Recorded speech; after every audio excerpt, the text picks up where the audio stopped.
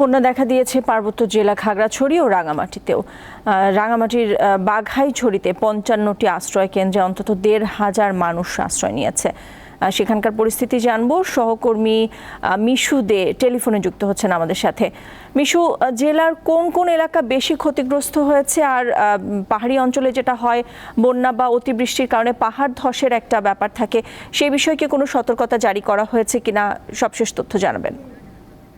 হ্যাঁ নাদিরা, রাঙামাটিতে তো কয়েকদিনের যে টানা বর্ষণ, সে টানা বর্ষণে বাঘাইছড়ি ৫৫টি আশ্রয় কেন্দ্রে প্রায় ১,০০০ মানুষ আশ্রয় নিয়েছে।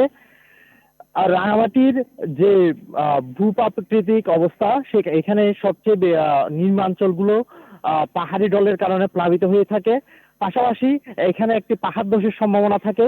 সেজন্য রাঙামাটির ১০ উপজেলায় জেলা প্রশাসন এবং উপজেলা প্রশাসনের পক্ষ থেকে পাহাড় ধসের সতর্কতা জারি করে মাইকিং করা হচ্ছে।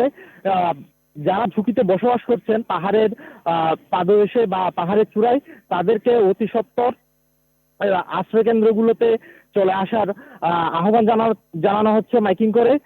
এছাড়াও রাঙামাটি জেলা প্রশাসনের পক্ষ থেকে আমাদের জানিয়েছেন, রাঙামাটিতে ২৬৮টি আশ্রয় কেন্দ্র খোলা হয়েছে, যার মধ্যে ৫৫টি বাঘাইছড়ি উপজেলায়।